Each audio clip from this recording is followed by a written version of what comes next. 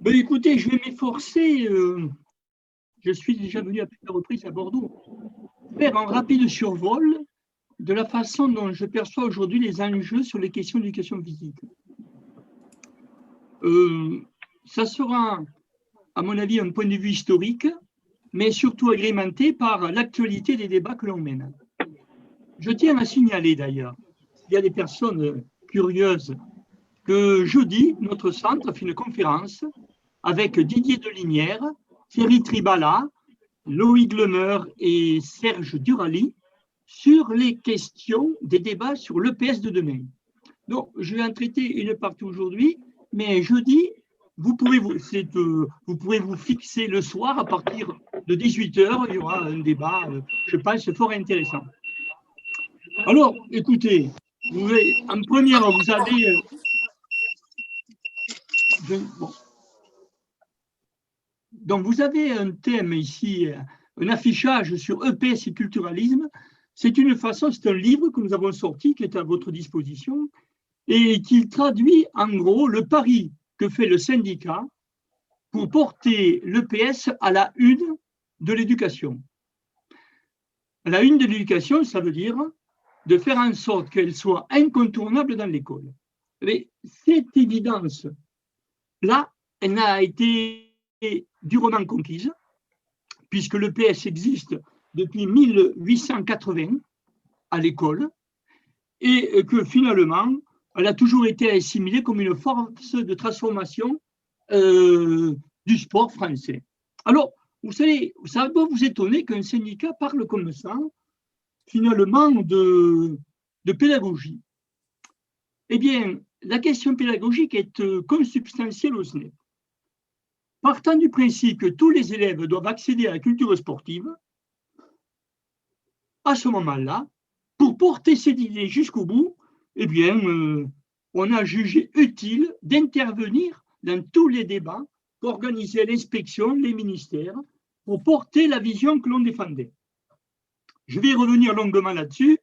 Ce n'est pas sans mal, mais je dois vous dire que la profession aime débattre, que la profession est très diverse, que la profession est un creuset, c'est-à-dire il y a plein d'idées là-dedans qui se jettent dans les débats. On ne sait jamais très bien ce qu'il en ressort, mais ce que l'on sait, c'est que la profession avance ensemble. Et de ce point de vue, vous n'avez qu'à remarquer, Nathalie le signalait, que c'est un syndicat qui est très, très représentatif, malgré toutes les prises de position qu'il a eues, tant au niveau des grandes décisions politiques que sur les questions pédagogiques. Comme quoi, le débat est toujours encourageant. Alors, si on part aujourd'hui des questions, le pari que j'ai fait, c'est de me dire, bon, on est dans une situation, Nathalie a esquissé un peu l'analyse, dans laquelle quoi? On ne recrute pas assez de profs. On a eu une réforme lycée qui a laissé l'EPS en travers de la route, mais surtout qui a mis en place des programmes que nous avons contestés. Et aujourd'hui, je me rends compte dans les débats que j'ai avec les collègues, que les collègues sont violentés dans la façon dont cette évaluation est mise en place. Ce sont des programmes que je critiquerai ultérieurement, à mon avis, qui ne valent pas le coup, si pour parler un peu sommairement et vulgairement, c'est-à-dire qui ne remplit pas la tâche de cultiver les jeunes sur le terrain de la culture sportive. Même chose dans le collège, mais comme les collèges avec le DNB, le PES n'y est plus, que les collègues sont moins finalement bousculés que dans les lycées, la réforme passe un peu mieux, même si c'est contesté. Ensuite, écoutez, on a 10% quand même des établissements aujourd'hui qui n'ont pas de PS, c'est considérable, et qu'on assiste à une augmentation considérable des effectifs par classe. Ensuite, parlons pas des équipements, c'est essentiel. Des équipements insuffisants, inadaptés ou réhabilités. Écoutez bien, on ne peut pas demander à des gens que l'on forme à Bac+5 de faire une éducation de qualité s'ils n'ont pas les moyens matériels de s'exprimer. On ne vendra aucune billevesée si on ne part pas à l'idée que le combat d'éducation physique, c'est un combat d'abord des conditions matérielles pour sa réalisation. Ne l'oublions pas, nous avons des retards considérables et là-dessus, je trouve que le ministère a fait quelques efforts, mais comme ça ne relève pas du ministère, ça relève des régions et des départements, finalement, vu les difficultés qu'a l'État central avec ses formes décentralisées, ben, écoutez, tout le monde fait mine de ne rien comprendre. Ensuite, dernier avatar, vous avez vu, il y a cette initiative 2S2E, j'y reviendrai plus tard, dans lequel il y a eu un article un peu retentissant des camarades de Créteil. Vous avez tous le lire. Moi, j'ai regardé ça sur les réseaux sociaux, ça, comme on dit, turbulé. C'est-à-dire, il y a eu beaucoup d'expressions là-dessus. Et je crois, à mon avis, qu'avec raison, on doit être très vigilant sur ces choses-là. Je vais y revenir. Enfin, on nous a vendu, honnêtement, n'importe quoi, en nous disant qu'il serait utile que les jeunes fassent 30 minutes d'éducation physique à l'ouverture des cours. Dans le premier degré, surtout, ils y pensent, alors que l'OMS dit que la forme incompressible, ça devait être 1 heure. Bon, on se rend compte que dans notre histoire, on doit regarder un peu les questions des rapports le rapport au sport. Je veux dire pourquoi. Maintenant, c'est apparu fortement dans tous les débats autour du 2S2C. Je crois qu'il faut se défaire de l'idée que le sport veut pénétrer l'école à tout prix. La situation est un peu plus compliquée. Je crois qu'elle n'est pas entièrement exacte et surtout elle n'est pas entièrement inexacte, bien qu'elle est considérablement variée dans le temps. Actuellement, vous savez, le ministère signe 33 ou 34 conventions avec les fédérations diverses et variées. Vous savez, ces conventions, pour ce que l'on en sait, elles ont assez peu d'utilité, mais elles en ont beaucoup pour les fédérations parce que ça leur permet de rentrer dans l'école et surtout, quand elles s'adressent au recteur, que le recteur, étant conventionné avec le ministère, ils acceptent un peu cette forme. Que les ministères aient ensuite cherché à imposer cette situation, c'est vrai, c'est aussi juste.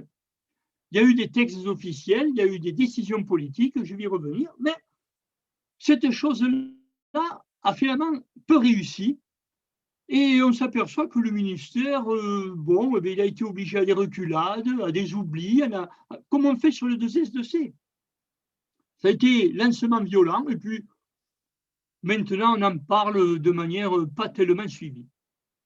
Et surtout, je voudrais dire que le sport à l'école, ça a d'abord été aussi le fait d'enseignants. Dans les années 60, qui a donné lieu aux instructions officielles de 67, des enseignants se sont saisis de leur propre aveu, de leur propre volonté, d'introduire les activités physiques, les activités sportives à l'école. Je dis sportives parce que les activités physiques existaient sous les formes diverses que nous avions. Bon. Les activités sportives, ils en sont saisis. Et la façon dont ils se sont saisis n'a pas été sans débat dans la profession. Il ne faut pas croire que ça a été accepté comme ça. Mais en tout état de cause, on peut constater que sur la durée, cette chose-là, jusque dans les années 80, a paru un peu normale et incontestable. C'est après 80 que les choses, je dirais, se complexifient. Alors, ça, je vous brosse en vitesse le mouvement des choses. Maintenant, quelques mots quand même, parce que quand on fait du syndicalisme et quand on est prof dans un bahut, le premier interlocuteur, c'est l'État, puisque vous êtes fonctionnaire d'État. Et donc, ce que je vous dis, je vais aborder que les questions d'ordre pédagogique, mais il faut savoir qu'en tant que fonctionnaire, l'activité du SNEP est considérable. C'est-à-dire, on ne s'intéresse pas qu'au sien pédagogique, mais aussi en tant que fonctionnaire, avec le statut, etc., avec le citoyen. Donc, nous avons une activité un peu débordante qu'on laissera un peu de côté. Mais je voudrais quand même vous rappeler comment se situe le contexte politique, là, à l'époque, je dirais, sous Macron. La France est un pays qui est sorti douloureusement de la Seconde Guerre mondiale et de l'indépendance de ses colonies. Il en reste des séquelles fortes, notamment quand on voit les rapports, surtout avec l'Algérie. On a eu ensuite un éclatement du bloc socialiste. Ça ne vous dit rien peut-être, mais quand même. Le fait est qu'aujourd'hui, comme il n'y a pas d'alternative politique crédible aux gouvernements qui se sont succédés depuis le début des années 90, eh bien, on peut dire que le mouvement syndical a perdu un ensemble d'appuis qui l'ont rendu difficilement audible dans toutes les luttes qu'on a cherché à mener depuis. Ça nous a été compliqué, ça ne veut pas dire qu'on n'ait pas eu des avancées, mais ça veut dire aussi que quand on se bat pour qu'il y ait des alternatives fondamentales, si politiquement ces alternatives ne sont plus visibles pour les gens, bon, on peut dire qu'on pédale un peu dans la semoule pour aller rapidement. Donc, voilà, c'est une question délicate et qui est aujourd'hui au cœur de cette question. Parce qu'aujourd'hui, il y a un bras de fer entre Macron, le gouvernement et les organisations syndicales dans lequel il fait tout pour les marginaliser, pour les couper de la population et finalement pour faire en sorte que les revendications qu'il porte et qu'il ne veut pas satisfaire soient rendues inaudibles. Alors il y a ça. Il y a deuxièmement ce que j'appelle une démocratie libérale qui finalement a perdu beaucoup de sa superbe. D'abord, depuis 1981, on a eu beaucoup de cohabitation, d'alternance gauche-droite, bref, qui n'a pas toujours été merveilleuse, qui n'a pas toujours démontré une netteté de conflit entre les uns et les autres. Il y a une abstention qui grimpe, vous avez, comme moi, vous avez vu comment ça se passe, c'est-à-dire les questions de la citoyenneté qui sont centrales, dans lesquelles il y a eu des décisions pour les faire venir à l'école, pour en faire un enseignement à l'école. La citoyenneté, c'est quelque chose qui se conquiert et surtout qui se perd beaucoup. Quand on voit aujourd'hui tous les débats avec Darmanin, bon, autour des violences policières, on a une question considérable à mener, et c'est d'autant plus important quand même que quand on parle de ces violences, il y a les syndicats organisent des manifestations, et ces manifestations, elles deviennent un peu difficiles, brutales, etc. Ça dissuade les gens. Tout ça, c'est des stratégies, à mon avis, qui sont là pour isoler les organisations syndicales. Ensuite, autre point, il y a une grande transformation des mœurs. Je ne vais pas y venir là-dessus, mais sur le droit de femmes, sur c'est quand même, moi qui suis né en 1948, donc on se rend compte qu'il y a eu des avancées considérables, comme le mariage pour tous. Donc, tout ça, ça pèse dans la conscience des gens. Et ensuite, surtout, ce qui a été révélé par des travaux de type Piketty, Zugman, il y a des inégalités considérables qui structurent notre société et qui ne sont pas en voie de résorption. Même si elles sont moins importantes qu'un autre pays européen ou dans le monde, n'en parlons pas, il va s'en dire que ces inégalités, elles structurent, elles sont au cœur de l'école. Vous êtes face à des élèves, certains ne marchent pas, d'autres vivent mal, dorment mal, etc. Et c'est pas, on dit c'est 10-12% de la population. Donc, quand vous êtes prof devant des élèves, vous devez vous attendre à ce que vous avez face à vous des jeunes qui sont dans les pires difficultés de vie au quotidien et en même temps qui obèrent d'autant plus leur capacité à travailler à l'école. Donc, ce sont des questions, à mon avis, que nous mettons au cœur de nos préoccupations, mais ce qui est que juste pour un syndicat. Ensuite, l'actualité, c'est la grande remise des conquêtes sociales, toutes celles qui avaient été mises en place à la Libération après 1945. Écoutez, on cherche à le gouvernement, les gouvernements ont cherché à le reprendre. Ça a été la Sécu, ça a été les questions de la retraite, c'est le code du travail, c'est le développement des services publics, l'éducation a été là-dedans, et surtout avec la loi Blanquer, maintenant on se rend bien compte qu'il y a un travail qui est considérable. Ensuite, nous vivons sous une tutelle d'une Europe qui est très dominante. D'ailleurs, la majorité des textes français sont le fait de transcription de directives européennes. Donc, il y a des questions là-dessus qui nous interpellent sur la manière dont on voit l'école, dont on voit les PS et toutes les disciplines.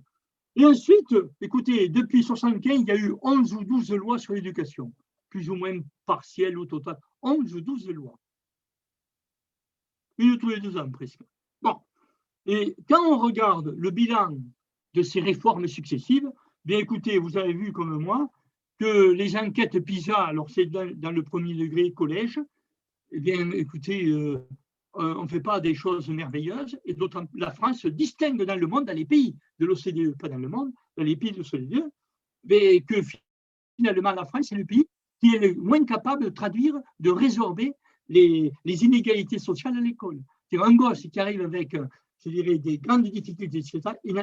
L'école ne le grandit pas. ne lui permet pas de dépasser ces questions-là.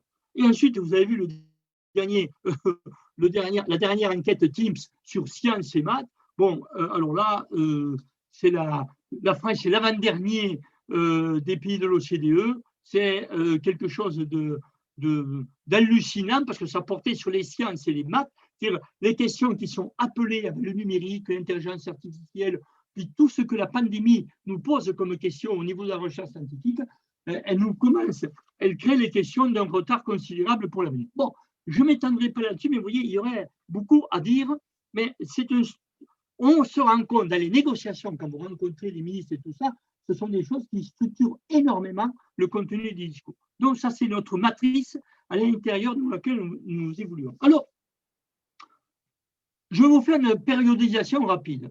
Du point de vue de l'organisation syndicale, je l'ai découpé en 4 parties ou 5.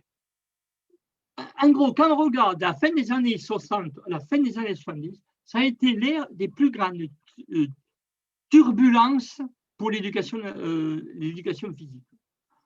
On sort 70 des 30 glorieuses, ce que l'on a appelé, qui était glorieuse qu'à moitié quand même. Bref, on sort de cette époque et on est tombé dans tout ce qu'on a appelé les politiques d'austérité avec un début de chômage. Or, les politiques d'austérité, quand on en parle comme ça, on a fait de la théorie, bon, l'austérité, on se serre la ceinture, bon, c'est un peu plus compliqué que ça parce que les politiques d'austérité, ça veut dire que globalement, les services publics, tout ce qui relève des intérêts sociaux, eh bien, on limite, parce que c'est des sommes importantes en jeu, on cherche à limiter leur développement, on cherche à limiter les budgets, etc. Mais c'est à cette époque-là que les ministères, finalement, vont inventer pratiquement tous les dispositifs qu'on va retrouver jusqu'à aujourd'hui avec le 2S, 2C. Tous. Je vous le dirai plus bas, il n'y en a pas une. Il y a les horaires réduits. D'abord, on avait 5 heures dans les lycées. Dans les collèges, écoutez, en 70, il n'y avait même pas 2 heures. C'était brinque-ballant. Il manquait plein de profs de PS. Donc, c'était une situation qui était, on peut dire, déplorable. Donc, le ministère, eh bien, il n'a rien fait de mieux que de sortir en 71 un texte en disant, eh bien, écoutez, les lycées qui étaient à 5 heures, boum, on va supprimer, on va les mettre à 2 heures, et puis on va transférer l'autorité des profs dans les collèges. Alors, il n'y a pas eu que ça, mais il y a eu ça.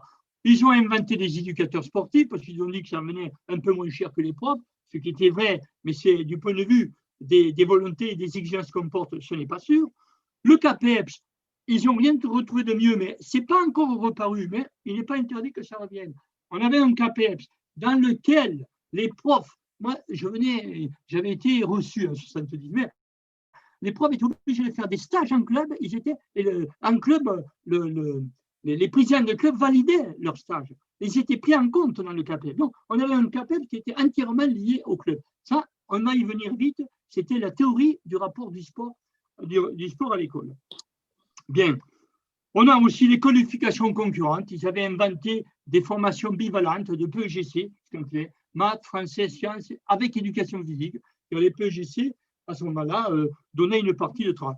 Ils avaient aussi inventé un peu de l'optionnel. Quand même, cette période ça a donné lieu, je ne vous cache pas, à des luttes considérables. Vous le verrez en fin d'exposé, je vous montrerai un petit schéma considérable. Nous étions à cran, la profession, et on était arrivé à un tel conflit qu'ils avaient en 1975 décidé de mettre en place une loi Massot qui disait, dans l'article 3, clairement, que, oui, je suis allé un peu loin, voilà.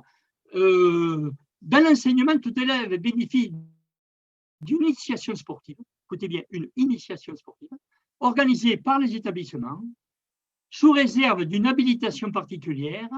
Des groupements sportifs peuvent venir également y contribuer. C'est-à-dire, en clair, on faisait en sorte que les profs viennent dans l'école. Ça peut paraître maintenant pas trop éblouissant, parce qu'on va y revenir avec quelques déclarations de Blanquer et de Fillon, mais en ce temps-là, ils avaient sorti un décret le 27 mai 1977 qu'ils n'ont jamais pu mettre en œuvre. Il y a eu une telle bagarre, comme quoi, quand un texte est voté, c'est même pas sûr qu'il soit appliqué. On le verra tout à l'heure pour autre chose. Mais, dégâts considérables, cette loi Massot. Ensuite, Loi Massot, écoutez, échec total de leur point de vue. Arrive le fameux plan 60, on a dû, dans les questions d'histoire, vous le traduire, mais ça m'intéresse de parler de ce truc-là parce que le plan 60, c'était de manière brute ce que la composante droitière conservatrice de la France pensait l'éducation physique. L'éducation physique, pas trop de compétences, et puis finalement, on fait une EPS à minima. Alors là, 78, on commence à nous dire il n'y aura aucun poste, pas de poste à la rentrée, on sabre dans, vous savez bien que le sport scolaire, il y a 3 heures dans le service des enseignants, ils enlèvent 1 heure. Cette heure-là, quand même, il faut savoir qu'en 81, j'y reviendrai, lorsque nous avons rejoint l'éducation nationale, on est revenu sur ces 3 heures, mais on est revenu sur les 3 heures, mais pas sur le volume du forfait. C'est-à-dire, on a dit, bon, on ne tient pas compte de ce décret, on envoie une circulaire qui n'avait aucun statut. C'était l'époque des mouvements un peu puissants, donc on a fait semblant de rien comprendre et ça s'est éteint comme ça. Les 3 heures sont revenues, écoutez bien, dans le forfait des enseignants en 2014. Comme quoi, la lutte et l'endurance, ça sert énormément. Donc, mais c'est très important parce que le sport scolaire, écoutez, nous y sommes attachés énormément. Pourquoi? Parce que le sport scolaire traduit notre conception du sport lorsque on veut faire en sorte qu'il s'adresse à des gosses volontaires sur des activités de leur choix et dans des rencontres multiples avec les autres établissements scolaires. Ce sport scolaire, écoutez, en 78, ils sont attaqués, on peut dire jusqu'en 2014, et ils n'ont eu de cesse de nous sortir des rapports pour dire que c'était dépassé, que ce n'était pas du sport, que c'était, etc. Bon, alors qu'on jouait un rôle considérable dans la rénovation des pratiques, même c'est le sport scolaire qui a donné l'idée des jeunes officiels, qui a connu un succès considérable et maintenant qui fait l'honneur des fédérations sportives. Donc, il a eu un rôle expérimental, innovant. Mais actuellement, le seul problème, c'est que le sport scolaire, à l'heure actuelle, les 3 heures par prof, si on les enlève, c'est 4000 profs. Alors, vous comprendrez, ceux qui se présentent au CAPEPS, ceux qui l'ont été reçus, ils ont échappé belle, mais ceux qui se présentent au CAPEPS, 4000 postes, ça fait rêver. Vous avez, cette année, on en a moins de 700, c'est en gros 6 ou 7 ans d'arrêt de recrutement. Donc, là-dessus, avec ceux qui nous gouvernent actuellement, on peut être excessivement vigilant. Nous avons réussi, je pense, sur le sport scolaire, à conquérir les fédérations, quelques têtes de ministres, pour lui conserver un peu toute sa validité. Je ne suis pas absolument convaincu de la durabilité de cette chose-là. Bon, après, bref, des transferts autoritaires, on prenait les profs en lycée, on les mettait en collège, sans qu'ils aient leur mot à dire. Ça a été des formules très violentes sur lesquelles, bien, on s'est battu. Et ensuite, il y avait des postes dans l'extrascolaire, dans les centres de rééducation, les CEPS, etc. Tout ça, les SUAPS. Bon, on leur a piqué 600 postes pour faire face à la pénurie et faire en sorte que l'horaire au collège de 3 heures soit respecté. Bon, écoutez, la bagarre était telle, le plan 60 quand même, ça nous a amené à faire une manif à Paris de 15 000 profs. Écoutez, 15 000 profs, c'était 75% de la profession à l'époque où j'en parle. C'est un truc considérable, on n'a jamais réussi ce truc-là. Mais pour vous dire quand même que ces éléments que je cite rapidement, c'était au cœur, je dirais, de la professionnalité. Donc, on a ici trouvé des formes de mobilisation qui fait qu'en 81, nous avions, j'étais jeune responsable national, nous avions discuté avec l'entourage de Mitterrand un peu de comment on voyait, nous, la suite de l'élection si Mitterrand a été élu, bien sûr, nos revendications que nous avions. On avait été reçus avec Bérégovoy, on avait du monde important.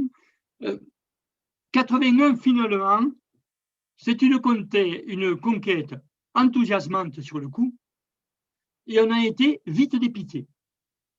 Enthousiasmante, pourquoi? Parce que le forfait AS, ils l'ont rétabli, mais on s'est battu comme des chiens, n'ont pas voulu revenir aux 3 heures. Ils nous ont dit, en gros, écoutez, on vous donne 3 heures, c'est déjà pas mal. Bon, ce qui ne signifie rien avec le décret, mais je vais vous montrer, parce qu'une circulaire n'abolit pas le décret, mais par contre, ce qu'il y a d'intéressant, là-dessus, c'est que sans décret qui contredise le décret de 78, eh bien, on a tenu jusqu'en 2014 sans que personne vienne nous dire, écoutez, on applique le décret, on ne discute pas. Le rapport de force, on a réussi à garder tout. Donc, il nous avait dit qu'il créerait 3000 postes sur 2 ans. Bon, vous allez voir ça hier. Le recrutement des profs adjoints, c'était très important parce que jusqu'à présent, entre les profs adjoints et les profs, il y avait une concurrence dans le recrutement parce que pour le ministère, un prof adjoint travaillant plus qu'un prof et coûtant moins, c'était tout bénéfice de créer plus de postes de profs adjoints que de profs. Donc là, on a, avec l'accord du syndicat, il y a eu accord, on a créé là-dessus l'agrégation de justesse, parce que dans le SNEP, il y a eu de grands débats, on était très partagés entre soutenir l'agrégation ou pas. Bon, bref, ceux qui voulaient créer l'agrégation ont été majoritaires, donc je crois qu'on a échappé à la catastrophe, mais ça s'est bien passé. Bon, le reste est moins important, sauf ou un débat qui a été très suivi, c'est comment on arrive à l'éducation nationale. Deux théories. Le PS, on la découpe un peu à l'image des autres disciplines et on les intègre de force dans les dispositifs administratifs existants. Ce n'était pas la position du CNEP. Nous, on a dit, le PS est une chose particulière, notre existence, 25 ans d'existence seul au ministère des Sports, nous, on veut un service EPS qui soit particulier. Voilà. Donc, on a créé, le ministère nous a suivis, ils ont créé donc, avec Pagès, et c'était un homme adorable qui a bien compris nos soucis, avec qui on a bien travaillé, et il y avait Daniel Perrault, qui était un énarque, ancien prof de PS, qui nous ont aidés à avancer sur la revendication. Ce qu'on peut vous dire, c'est que la création massive de postes, elle n'a eu lieu, comme je vous montre, qu'en 81-82, 1200 postes, plus 720, ça fait 1900 postes avec les PA. Mais vous voyez ensuite que l'année suivante, 280, l'année suivante, 170. Autant vous dire que l'intégration de l'éducation physique à l'éducation nationale, pour nous, a été particulièrement saumâtre. Donc, on a fait une grève unique dans les annales du syndicalisme enseignant. On est les premiers, le 27 janvier 83, on a dit on part en grève. Et on fait une grève en disant, une grève, on avait inventé un truc extraordinaire, une grève pour, une grève, on a toujours des grèves contre, c'est une grève pour que l'éducation physique vive mieux que ce que le ministère actuel nous a réservé. C'est une grève importante, très importante, et on peut dire que dans ces années d'installation, au final, les années suivantes ont permis d'autres recrutements et on est arrivé avec à remplir globalement les 3 heures et les 2 heures en collège et lycée. On a eu quelques déconvenus au moment de la loi de 89. Ils voulaient nous transformer en profs bivalents. Sachez que dans la profession, il y a toute une sensibilité de collègues qui pensent qu'un prof âgé ne peut plus faire de l'éducation physique. Bon, tout ça, c'est des débats sans fin. Mais on les a clôturés, nous, en disant un prof de PS, s'il devient bivalent, à mon avis, il perdra de sa qualification. On avait déjà l'expérience des PEJC bivalents. Là-dessus, on a été suivi. Alors ensuite, la grande période après, écoutez, on a passé presque là l'époque des grandes luttes spécifiques d'éducation physique. Toutes les autres ont été mêlées à des grandes luttes, soit sur l'école, soit sur les services publics, soit sur la fonction publique. Donc, les années 90, ça a été des conflits sur les programmes. 90, 2002, mais en fait, on pourrait dire jusqu'à 2018, 2020, aujourd'hui. Bon, j'y reviendrai un peu plus loin, mais enfin, ça a été des débats sans fin, des débats avec la profession, avec les commissions verticales qui ont été créées, tout avec les responsables des programmes. Bref, je passe sur le détail. En plus, assez compliqué, Allègre est rentré en une guerre totale avec les profs de PS très rapide, avec tous les profs très rapidement. En EPS, on a eu la charge de Royal sur les violences sexuelles, donc on a eu toute une époque très difficile à avancer. On a eu même un collègue qui, sur fausse dénonciation, s'est suicidé. Bon, il n'a été réhabilité que bien plus tard avec Lang. Donc, en gros, il a créé une telle panique à Allègre que le ministère, pour des raisons d'opportunité politique, bon, l'a jeté, a fait venir Lang pour apaiser les choses. Bon. Lang, ça n'est plus ou moins bien sorti. Là, quand même, de manière un peu mesquine, presque, demandé à produire un texte un rapport sur l'UNSS, parce que lui, il pensait quand même 4000 postes, sachant qu'ils allaient affronter l'austérité, ça aurait pu être bien ramassé. Bon, on a mené une guerre totale contre ce rapport Leblanc, qui n'a jamais vu le jour. Et puis sur les équipements, on a eu toute une campagne qui était très intéressante de carton rouge. Carton rouge, parce qu'ici, dans tel bahut, les installations qu'on a, ça ne peut pas vivre, ça ne peut pas faire une bonne PS. Donc ces choses-là ont très rapidement avancé et on arrive au dernier conflit le plus violent, ça a été le conflit avec Fillon à propos de son socle, le socle qui a donné lieu à la loi de 2005, puisque là-dedans, ils avaient inventé un socle qui comprenait 5 piliers, et l'EPS était totalement écarté de ces piliers, et d'abord, lui, il nous a dit clairement que finalement, c'était un non-sens, écoutez bien, un non-sens que l'éducation physique fasse partie du socle. Un non-sens. C'est-à-dire, en gros, il l'a dit à la suite qu'il a été candidat à président de la République, il disait l'EPS, c'est les clubs à l'école. C'était la ligne, cette ligne de droite, LR, UMP, RPR, etc., qui a une vision, je dirais, surtout loin des mouvements sociaux et je dirais des sensibilités sociales, notamment sur le développement du sport et tout ça. Non, là-dessus, sur le développement de l'EPS, c'est la culture physique pour tous, j'entends. Ce n'est pas contre le sport, c'est la physique pour tous. C'est-à-dire, en gros, une voie très conservatrice sur les missions de l'école. L'école, à minima, pour la grande masse des jeunes. On a fait une pétition. Écoutez, je crois que ça s'est jamais, il n'y en a jamais eu. Pétition papier. Il n'y avait pas encore Internet, là, c'était toutes les naissances. 450 000 signatures. C'est un travail considérable. On a recruté énormément d'alliés. Et finalement, celui-là a fait que Fillon a été obligé de reculer sur ses propositions et le PS a pu sauver un peu sa peau. Alors, je ne vous cache pas qu'à la même époque, il y a eu de grandes. Les étudiants STAPS ont fait des manifs magnifiques à Paris, 10 000 étudiants STAPS à Paris, avec le SNEP et avec l'année STAPS. Et je pense qu'on se rend compte que si le PS, mais c'est vrai pour toutes les disciplines scolaires, ne faisons pas trop, mais c'est plus vrai pour l'éducation physique. Si l'éducation physique n'est pas adossée à une organisation qui la défend sur son implantation dans l'école, donc sur ses contenus, donc sur les recrutements, donc sur les trucs, on est à la frontière des plus gros risques. Enfin, vous avez vu que bon, c'était cette époque aussi où ça a été refait le DNB, le livret de compétences.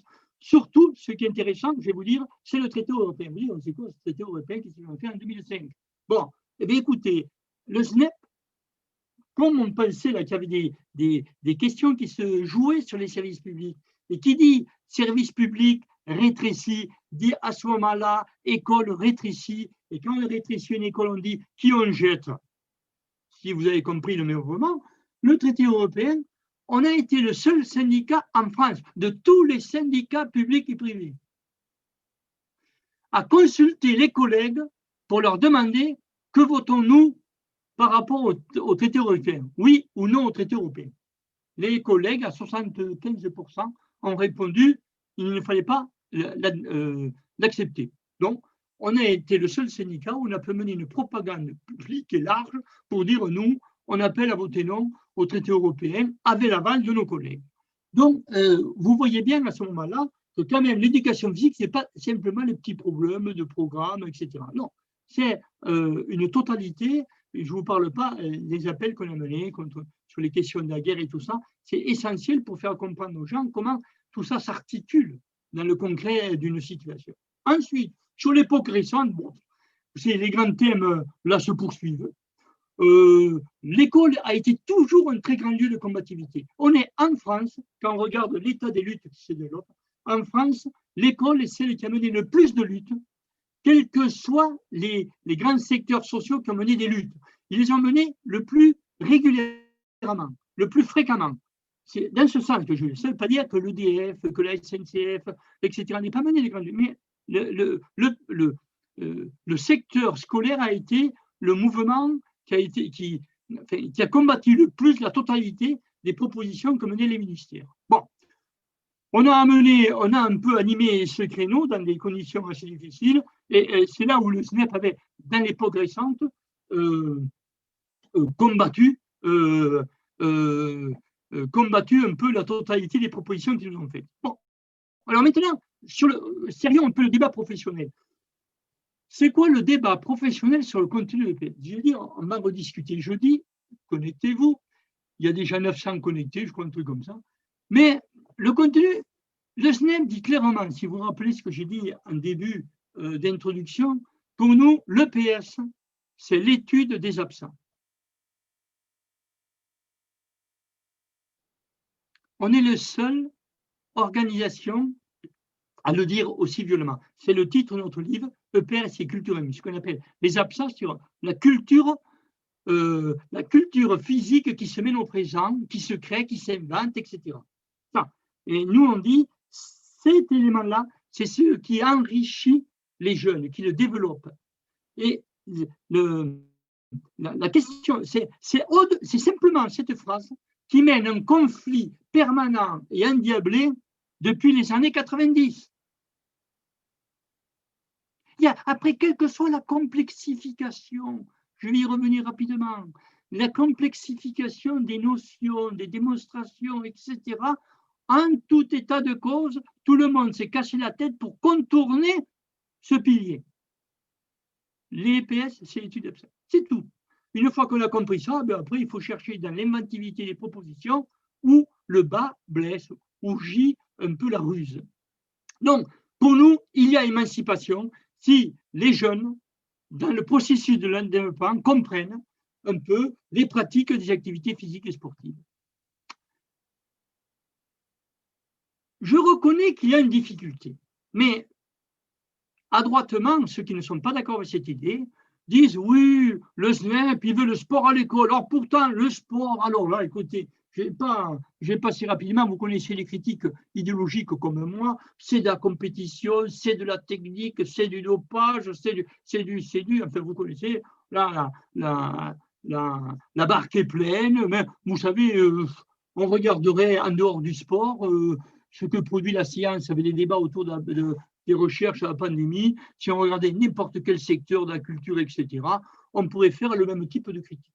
Donc, nous, on dit on ne doit pas confondre la forme sociale, c'est-à-dire la manière dont une société se saisit de ses créations, avec ce qu'elle a créé, l'objet, c'est-à-dire les pratiques, l'inventivité des techniques humaines.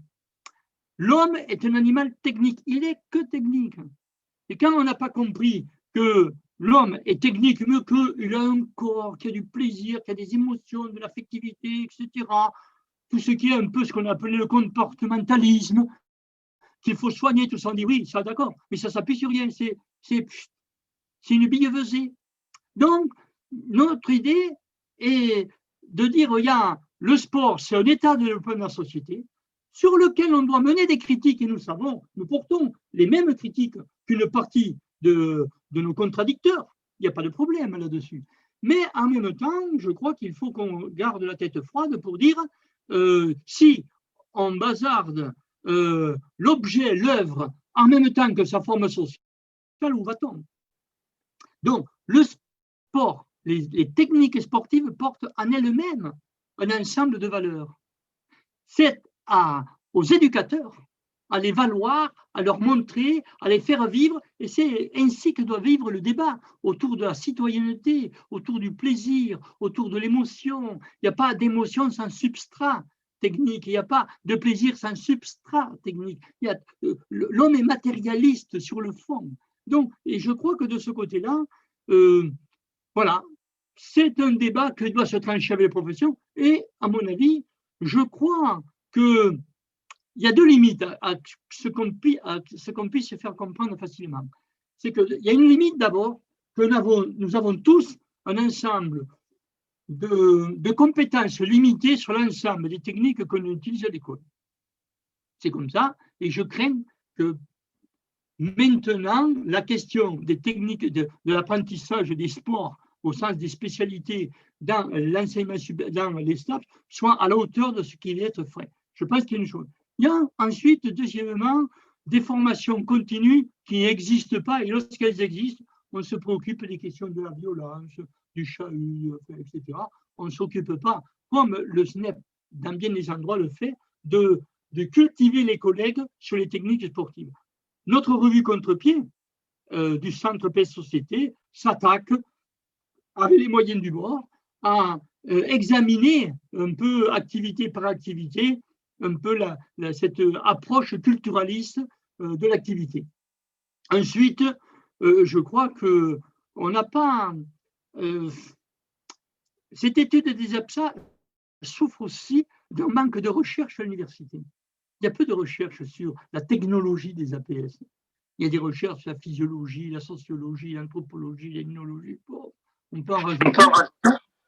Mais sur la question technique sportive, ce qu'on appelle la technologie, il y en a, on ne peut pas dire, mais pas à hauteur de ce qui doit être fait. Donc, tous ces éléments font que quoi? Je vous ai donné ici rapidement, c'est presque là, je ne veux pas dire que c'est risible, mais quand même, j'ai recueilli, elles n'y sont pas toutes là-dedans. Je vois, il manque la santé, par exemple. Un des éléments de la Sainte Trinité. Mais actuellement, vous avez vu toutes ces expressions qui fleurissent, que j'ai récupérées dans la totalité des débats et des programmes depuis 90. Il en manque encore peut-être 7 à 8. Je m'en excuserai. Et là, un peu, tout ce qui est les notions que l'on attelle plus ou moins aux éléments précédents. La réalité, je crois que ces notions-là existent parce que il manque de la recherche. Donc, notre savoir en EPS, c'est un savoir pratique, c'est pas un savoir savant, comme peuvent l'être les maths, comme peuvent l'être l'histoire, la géo, la biologie, je m'en fous. La réalité chez nous, c'est que l'éducation physique est un construit social. Donc, on bricole à partir de ce que l'on sait, de ce que l'on connaît, de ce que l'on voit des pratiques physiques. Eh bien, on est en train de bricoler un peu un contenu qu'on appelle éducation physique. Maintenant, nous, on dit une éducation physique où il n'y a pas d'activité physique concrète, déployée, pratique, c'est pas d'éducation physique. On fait autre chose. C'est peut-être fort intéressant, mais la mission de l'école, c'est quand même, c'est pas d'entretenir, je vais y revenir, mais c'est de développer, c'est de former. On est là pour développer et former. Et l'homme ne se développe et ne se forme qu'en comprenant le patrimoine passé, c'est-à-dire tout ce que les intelligences antérieures ont inventé. L'école est là pour mettre à disposition, sous une forme raccourcie, ce que certainement l'humanité a mis plusieurs siècles à construire. Milliers de siècles, disons, mais même, je ne sais pas, un jeune maintenant en terminale, on sait plus que Pascal en maths. Bon, voilà, ces raccourcis-là, c'est l'intérêt de l'apprentissage. Alors, quand on dit, bon, l'éducation physique, quand on regarde les rapports, la manière dont l'éducation physique et le sport se coordonnent, mais là, je vous ai cité quelques éléments. Vous savez ce sont des éléments qui font partie du débat professionnel, hein, ça ressurgit. Le sport et l'éducation sont sans valeur. Mais écoutez, je l'ai encore vu écrit. Donc, l'éducation physique, non, l'essentiel, c'est la forme corporelle, une forme corporelle qui n'est pas d'éducation physique, qui n'est pas du sport. Non. Le reste, c'est dit basta. Bon, mais enfin, nous avons ici des quantités de données dans lesquelles on cherche on cherchait à articuler l'éducation physique avec le sport. Alors, le contournement de la culture sportive, ce qu'on appelle le patrimoine, c'est-à-dire ce qui s'invente là-dessus, elle s'effectue, à mon avis, par plusieurs entrées. On a eu les entrées par Pinault, Hébrard, Delaunay, etc. On a dit, on contourne la culture sportive en disant c'est très important le sport, difficile de faire différemment, mais on va inventer des domaines d'action. C'est un domaine d'action qui était un peu des regroupements. Je l'ai ici quand même. Hein. Alors, il y a, vous savez, les domaines d'action, ça existe jusqu'en 2018-2020. Sous des formats tués, c'est la même chose. La même chose. Domaine 1, action mesurable dans milieu stable, ça doit vous dire quelque chose. 2, esthétique, 3, affrontement interindividuel, 4, sport co, 5, pleine nature. Bon, et bien voilà. Avec ça, on nous dit c'est l'essentiel du patrimoine. Nous, on dit non. Quand on a rencontré, j'ai fait partie des négociations avec Claude Pinault, on a dit, mais attends, ton histoire des domaines, là, tu mets la totalité des activités sportives en les restreignant à 5 domaines dans lesquels tu amènes à faire fréquenter, à faire coexister des activités qui n'ont aucun lien les unes avec les autres. Ça s'est même passé avec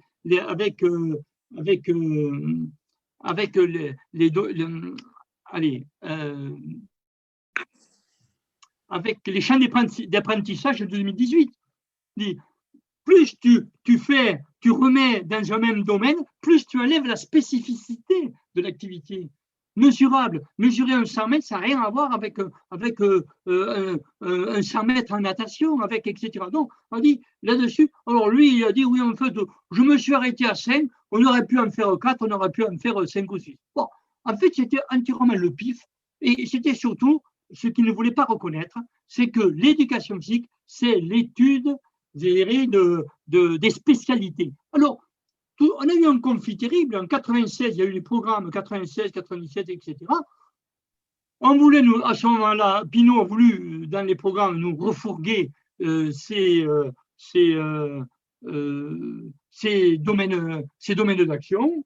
Le SNEM a mené une guerre considérable au Conseil supérieur de l'éducation. On a fait un vote en contre, etc. On a eu le puits, écoutez, de Bérou, qui a décidé que finalement, on ne pouvait pas ne pas écouter le syndicat majoritaire. Et c'est pour ça que les programmes 96, à ce moment-là, alors que Bérou venait nous donner 4 heures en 6e, 94, c'est Bérou. Donc, on s'est retrouvé avec un programme dans lequel il y avait 8 groupes. Alors, 8 groupes, bon, c'est des groupes professionnels, mais qui ont donné satisfaction aux collègues jusqu'à maintenant. Ces programmes-là, bon, ils valent ce qu'ils valent. C'est un regroupement professionnel. Alors, peut-être qu'un scientifique nous dirait qu'il ne tienne pas debout. Certes, pour l'instant, ça n'a pas été démontré parce que personne ne s'est bien attaqué à cette question-là. Mais en gros, là-dedans, on disait qu'il y a des compétences spécifiques, des compétences de groupe, d'activité, des compétences générales. Mais les spécifiques et le groupe sont passés à trappe, on est revenu sur les compétences générales dans tous les programmes qui ont suivi. Donc, là-dessus, le terme de compétence a pris une telle extension qu'il couvre n'importe quoi. Et quand vous voyez ce que je vous donne très rapidement, on a une matrice disciplinaire d'abord en 2002. On a dit, écoutez, les programmes, c'est une finalité, 3 objectifs, 8 compétences. Des compétences culturelles et compétences méthodologiques. Donc, écoutez, on ne voit pas très bien ce que c'est vos compétences mutuelles et méthodologiques. Dire actuellement, ce que vous cherchez à éviter, mais c'était un moindre mal par rapport à ce que vous évitez, c'était ce que vous nous présentez là, c'est quelque chose qui est loin de la connaissance des activités. Et alors, on a réussi à leur faire écrire quand même que l'essentiel dans ce dispositif, c'était quand même les compétences culturelles, c'est-à-dire celles qui, donc vous les connaissez, les compétences culturelles, les cadres, bon. Ce truc-là, ça a tenu un peu, ce qu'on a appelé la matrice disciplinaire. Ça, c'était du temps de Klein. Ils ont été revus, les compétences culturelles sont devenues des compétences propres, c'est-à-dire là, on a découvert que finalement, l'EPS propre, l'EPS avait des compétences propres. Bon, vous m'expliquerez d'où ça vient ce truc-là. Mais enfin, et la compétence propre, pourquoi ? Parce qu'ils ont introduit dans les 4 compétences antérieures tout ce qui était ce qu'on appelait l'entretien, la CP5, l'entretien. Et donc, on est revenu maintenant à la suite, les compétences méthodologiques, ils ont inventé, puisque normalement, il y avait cette CP5, les compétences méthodologiques et sociales, c'est-à-dire le rôle un peu des jeunes dans les fonctions diverses et variées. Et je crois qu'on n'a pas, au terme de ces débats sans fin, qui nous ont valu de nombreux colloques, de nombreuses empoignades, on n'est pas arrivé à clarifier la situation. La preuve en est, on est arrivé en 2018 avec les champs d'apprentissage, avec les AFL, 1, 2, 3, etc. C'est une vraie panique. Donc, notre avis, on pense qu'on a demandé un moratoire sur cette situation. Je pense qu'il faudrait demander un grand nettoyage.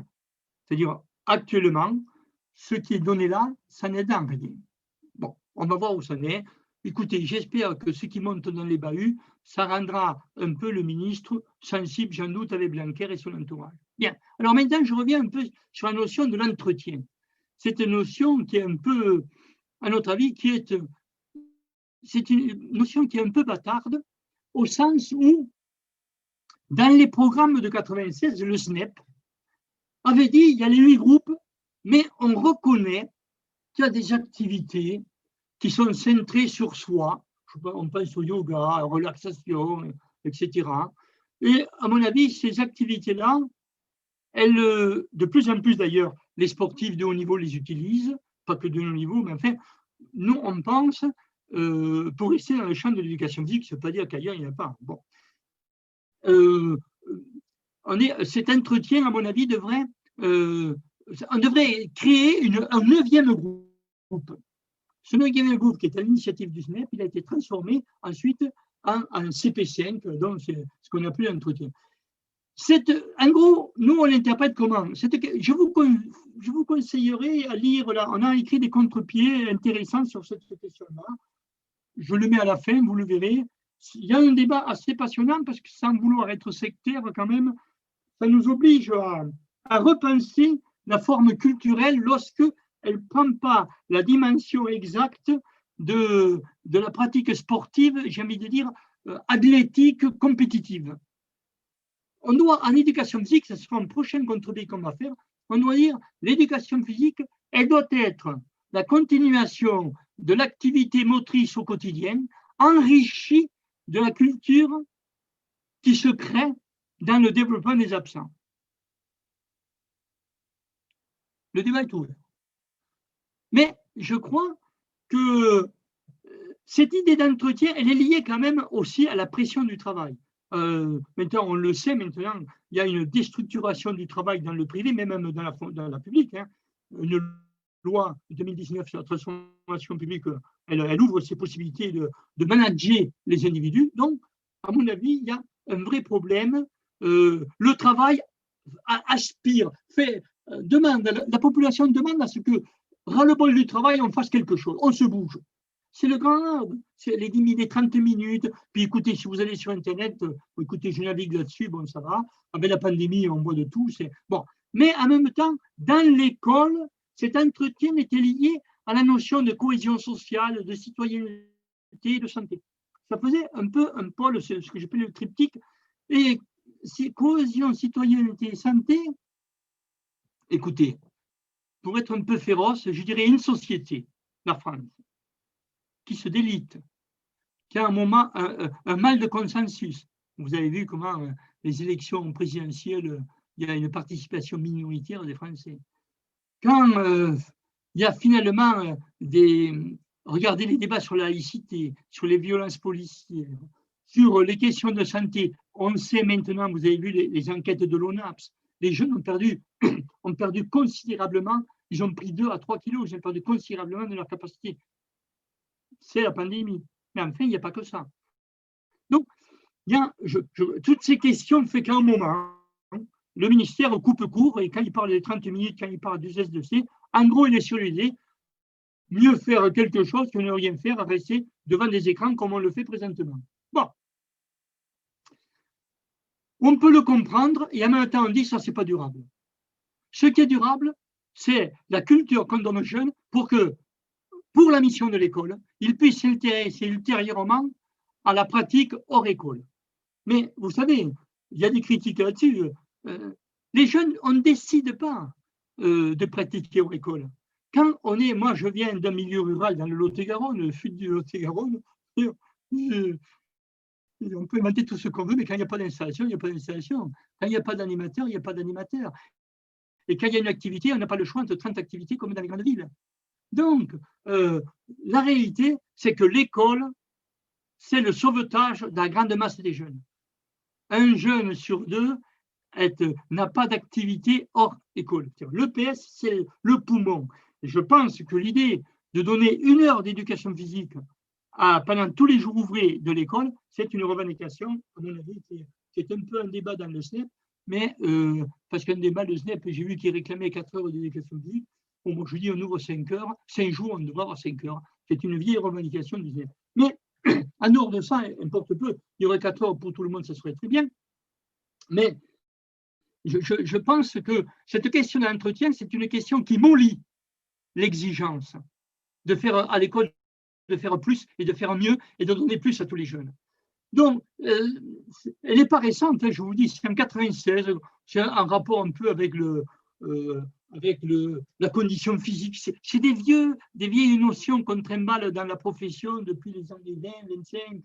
Bon, et ces choses-là ont évolué. Nous, on allait proposer les APDP, entretenir les activités physiques de développement personnel. C'est le cœur du problème, je pense. On parle des activités physiques de développement personnel. Et là, les ASDEP, c'est pas physique, c'est l'activité scolaire. Tout le débat que l'on a avec nos amis du CEDREPS, dans lequel ils ne parlent pas de sport et d'APSA, ils parlent de forme de pratique scolaire. C'est-à-dire, en clair, nous, on les accuse, mais enfin, je veux dire, accuser, c'est un bien grand mot peut-être. Disons, on a un débat avec eux, qu'on va avoir avec Tribala jeudi soir. Je lui ai dit qu'il se prépare là-dessus, parce qu'il va être vivement sollicité. On a là-dessus sur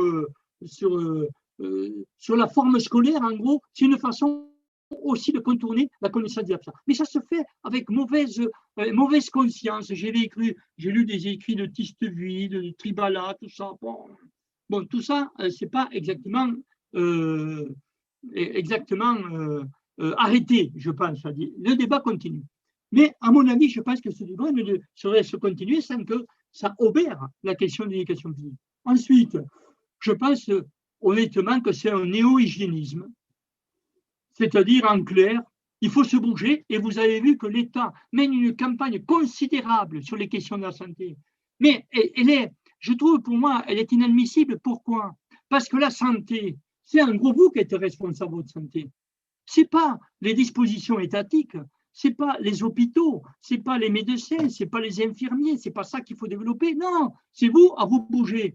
Donc, on met sur le dos des individus une responsabilité qu'ils ne peuvent pas assumer, je dirais, parce que c'est une société qui rend la cohésion sociale. Ce n'est pas un individu qui s'intègre à la société, c'est la société qui intègre les individus. Bon, à mon avis, ce sont des choses importantes. Donc, vous avez vu, je vous cite des contre-pieds dans lesquels vous pouvez les commander. Voilà. Alors, pourquoi maintenant l'effet politique? Moi, je pense, l'argument qu'on a toujours développé, c'est que si l'éducation physique, les anciens éducateurs sont absents des absents, la demande sociale, à mon avis, eh bien, elle se fera en dehors de nous. C'est exactement ce qui est en train de se produire. Et à travers le 2S2C, je vous le cite un peu plus bas, Blanquer, mais à travers le 2S2C, on dit « Oulolo, mais il ne faut pas confondre l'EPS et le sport. Non, non, c'est totalement différent. Mais le sport, c'est tellement important parce qu'il y a la pression aussi des Jeux Olympiques 2024. Bon, je ne développe pas, ça serait intéressant, mais là-dessus, le mouvement sportif subit aujourd'hui une double crise. Il y a une crise de développement et il y a une crise un peu de représentativité. C'est-à-dire actuellement, la grande masse des pratiquants sont hors des fédérations. La grande masse des pratiquants sont hors des fédérations. Et ça, c'est quelque chose de terrible. C'est-à-dire la démocratisation, elle est difficilement... Je ne dis pas qu'il ne participe pas de la démocratisation. Loin de moi, cette idée. Mais il en demeure pas moins. Et moi, j'attribue à l'éducation physique le fait que 39 millions de Français courent, s'ébrouent dans tous les sens en France. Si on n'a pas cette explication, comment se passeraient les choses? Ça serait de manière trop idéaliste. Et je crois que l'éducation physique produit sa pleine puissance sur cette question-là. Et de ce côté-là, en définissant le sport en disant que c'est une technique sociale d'exploration de la capacité athlétique des individus, c'est très important parce que finalement, je pars du principe que n'importe quel Français a une capacité athlétique. C'est-à-dire tout le monde peut être sportif et est sportif à son niveau. C'est comme on passe de l'illettrisme au lettrisme, mais là aussi, il y a des gradations. Moi, je crois que l'éducation physique, donc, je ne vous ai pas du sport scolaire, je passe parce que je sens que je suis à la course. Et ici, sur tout ce qui est un peu les rythmes scolaires, écoutez, le 2S2C, je ne vais pas m'étendre, mais regardez un peu depuis 69, je crois que j'en ai oublié encore. La totalité des mesures qui ont été prises, qu'on peut regrouper sur le terme extrascolaire. Bon, voyez, il y en a certaines, ça a été rien, ça a été un grand prout, et d'autres, bon, ça a plus ou moins existé. Mais actuellement, le 2S2C, déjà, on n'en parle plus, mais restons vigilants. Donc, je vais dire que tous les gouvernements, tous, même avec Peillon, au moment quand Hollande est revenu au pouvoir, mais avant c'était vrai avec Chevènement, mais Peillon, quand ils sont revenus au pouvoir, avec Hollande, on a inventé les PEDT, la loi Peillon, qui était une forme aussi, alors on peut dire peut-être un peu le molasse d'attaque de l'école, de l'EPS à l'école, mais enfin, c'était pas. Moi, je veux dire, la garantie d'un ministre qui dit c'est important l'EPS, et bien il augmente les horaires. Il recrute. Voilà. Et il crée des dispositifs. Sinon, on se laisse embarquer dans n'importe quel dispositif. Voilà. Alors, je vous cite justement Blanquer. EPS et sport sont deux choses impossibles à confondre. Blanquer, philosophe sur beaucoup de choses. Enfin, c'est pas grave. Mais l'activité, écoutez bien, c'est ça qui est intéressant, c'est que l'activité des clubs doit être profitable à notre système éducatif. Non, mais c'est un peu une folie quand même, là, quand on entend ça. Et là, il invente même, comment dirais-je, un continuum éducatif, je vous laisse lire, et finalement, on s'aperçoit que Blanquer est prêt à se présenter comme un révolutionnaire sur les questions d'éducation. Alors, pour aller là, je cours, vous savez, tout ce que je vous ai dit, hélas, il faudrait beaucoup plus de temps, mais l'EPS est sous surveillance. Sous surveillance, pas seulement de nos proches, etc. Mais je vous cite là, le baromètre national des pratiques sportives de l'INGEL, c'est tout des trucs récents, 2018-2019. Le CEREC sur les métiers sportifs, très important, parce qu'il nous montre dans les métiers sportifs qu'il y a dans les municipalités des gens qui sortent des staffs, des collègues, et qui ont des grandes compétences. Ce n'est plus les animateurs qu'on a connus il y a 20 ou 30 ans. Donc, il y a France Stratégie, bon, qui dit que l'éducation physique, c'est pas ça. Il y a la Cour des comptes, lisez-la si vous ne voulez pas être trop effrayé, mais enfin, avec le cœur bien accroché. Le Conseil d'État, quand des institutions spécifiques. Il y a la stratégie nationale sport-santé. Alors là, pour la santé, on est servi.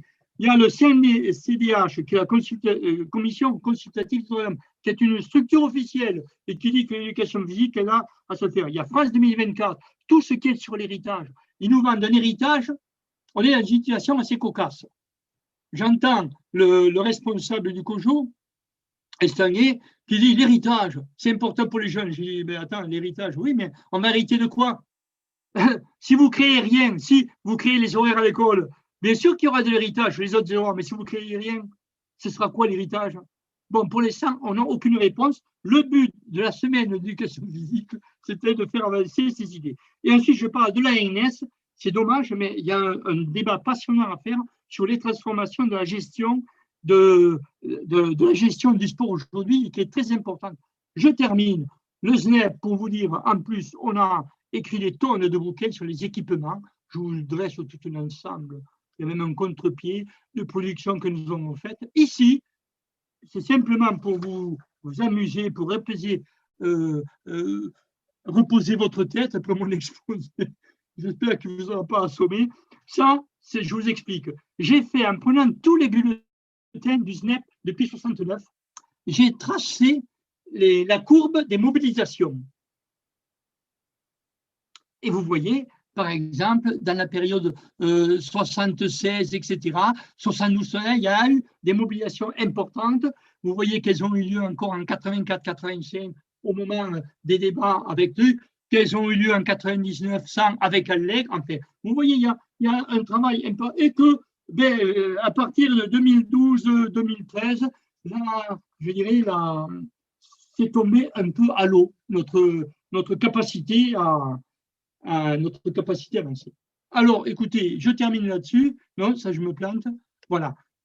Si vous allez sur le site du SNEP FSU, nous avons écrit les 3 secrétaires généraux passés, Rouillet, moi-même et Serge Chabrol, un petit opuscule sur l'histoire de l'EPS. Je crois qu'ils sont téléchargeables gratuitement. Donc, vous allez sur le site, vous les télécharger et je pense que c'est bien de lire un peu le bulletin du SNEP. Maintenant, sur le site de Contre-Pied, on est plus vorace, on a peu ouvert de contre-pied à tout le monde. Non pas que nous sommes mesquins, mais on n'a aucune force pour faire ce travail. Donc, s'il y a des velléités pour venir nous aider, s'il y a des pauvres, etc., nous sommes preneurs de toutes les volontés. Je vous remercie.